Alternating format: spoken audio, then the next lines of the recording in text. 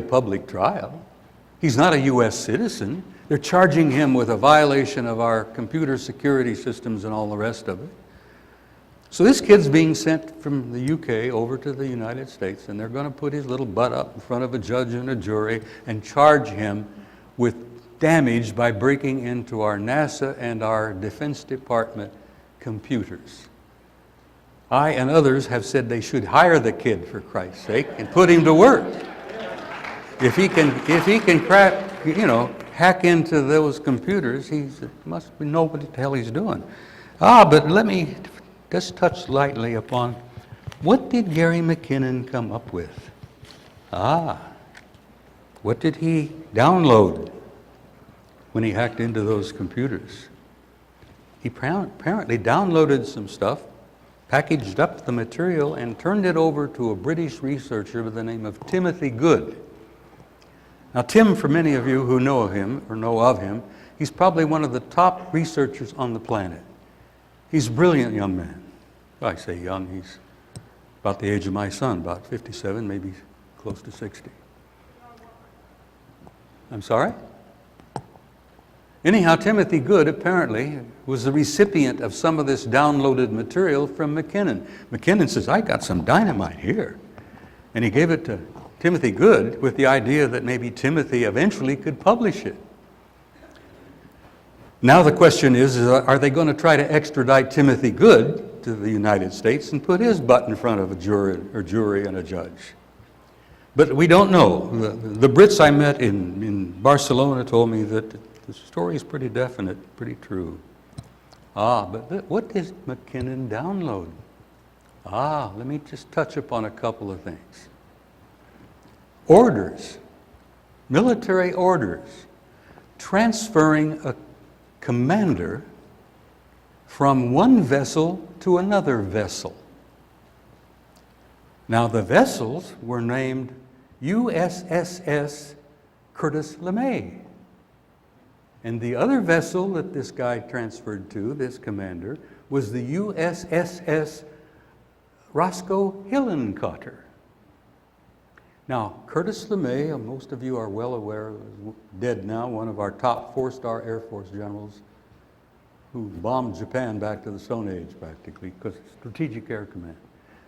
There is a vessel named the USS Curtis LeMay, and a commander transferred from that to the USS Roscoe Hillenkotter. Now, Roscoe Hillenkotter is dead now, but he was a 4-star Navy admiral who was the first director of Central Intelligence. Now, the guys, the researchers, have gone to the records, and there ain't no listing of vessels with those names in the entire U.S. Navy manifest. So the question arises, my God, where is LeMay, the Curtis LeMay? Where is the Hillenkotter? And the inference we're getting is that apparently they're in orbit somewhere out there. And now we're talking about one of the biggest secrets of all time, where your missing trillions have probably been going. There is a separate space program which you guys are paying for, and they're not telling you anything about it. And as a result, NASA is a bit of a joke. We have a special space program, and it is apparently known as the United States Aerospace Command. And it is a joint service agency. That means it includes Navy, Army, Air Force, Marine Corps, and it also includes the British Aerospace Command. They launch satellites from several different positions on the planet. They maintain, apparently, an entire fleet of vessels in orbit. And they have anti-gravity and zero-point energy, which you guys have a right to and you ain't gonna see for another 10 years. Now that's where your missing trillions are gone. You know the story. 98, 99, and 2000, 1.7 a year for 3 years disappeared off the books? That bunch of clowns in Congress? Do you think there was an uproar? Do you think there was a demand for answers? Where did that money go? Forget it. Now, the day before 9/11, the Secretary of Defense says, we're missing $3 trillion.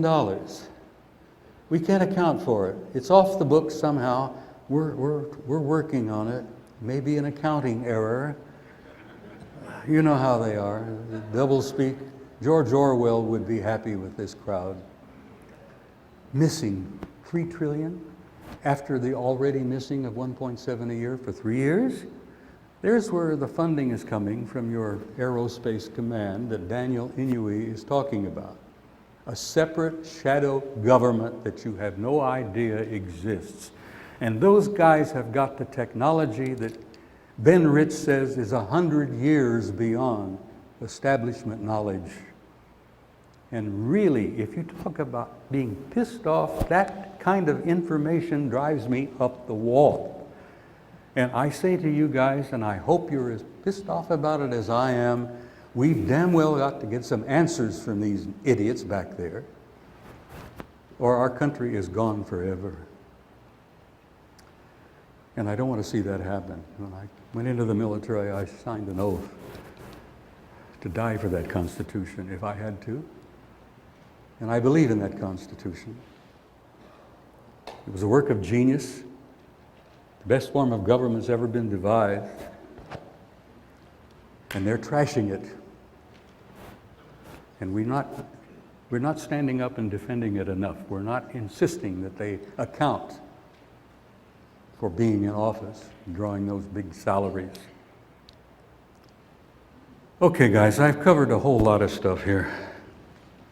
As I said, I tend to wander. I guess it's the name of the game. Coming to the end of my presentation here. As I said, I've been speaking out rather bluntly and loudly for a number of years on this subject. As I said, it's the biggest story in human history, because it is the story of human history. It's your story. It's who you are, how you got to be here, and where you're going. And I've told you that I'm outraged at the doomsayers. Oh, God, in 2012, we're doomed. It's all over. They're asteroids, whatever. Pole shift, we're all doomed. That Mayan shaman in Germany years ago told me, he said, you white-skins, you do it every time. You screw it all up. He says, that's not what the hell the story is. He says, I'm an expert on my calendar. I'm an expert on the history of my people. And that's not the end of the damn world. It's the beginning of a new age. He says, we look forward to it with anticipation and excitement. The old world is coming to a close and a new way of thinking is coming. And it's going to be so unlike anything that's ever existed before. He says, we are so excited about the future. 2012, that day will come and go. It'll be the end of our long count, but so what? What's important is there a new age coming. And you guys are all a part of it. And I say in closing that there are going to be some difficult times ahead, because we are literally in this transformation, this transition that is a transformative transformation, not only of the planet, but of the human species. And it's primarily spiritual in its nature. And that is a very hopeful thing to discuss and understand and accept. As I said, we're phasing out of a phase of adolescence. We are going through adolescence and we're going to reach adulthood. And if you all remember, I'm sure you do, adolescence was not a hell of a lot of fun. I found it painful as hell when I was going through it, and so did my mother and father while I was going through it. But we're making that transition. And it's hopeful and favorable, and I want to leave you with a remark or two that I think is important. I'm a great fan of Leo Tolstoy.